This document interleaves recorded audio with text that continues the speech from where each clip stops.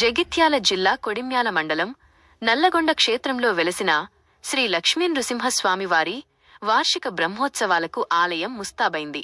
ఈ నెల 28 నుండి ఫిబ్రవరి 1 వరకు 5 రోజుల పాటు ఈ వేడుకలు వైభవంగా జరగనున్నాయి. జనవరి 28 బ్రహ్మోత్సవాల ప్రారంభం. జనవరి 30 శుక్రవారం ఉదయం 11 గంటలకు స్వామివారి కళ్యాణ మహోత్సవం.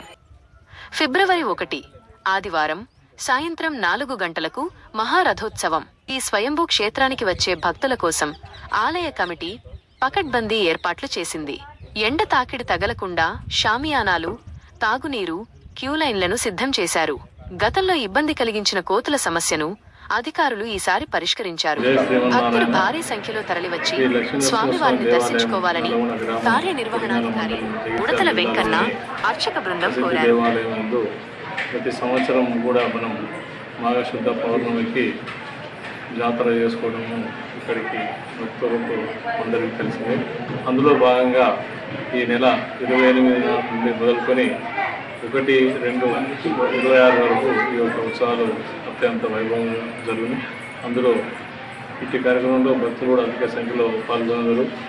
ముఖ్యమైన దినము శ్రీ స్వామివారి కళ్యాణం తేదీ 30వ తారీఖు. ఈ నెల 30వ తారీఖున స్వామివారి కళ్యాణం అత్యంత వైభవంగా జరుపుకోవడం. మరియు 1, 2, 2026 ఆదివారం రోజున స్వామివారి యొక్క వ్రతంతోని ఈ యొక్క ఉత్సవం ముగిస్తుంది. అందులో పాల్గొనే భక్తులందరికీ కూడా మనం దేవాలయం తరఫున ఏర్పాట్లు చేయడం జరుగుతుంది.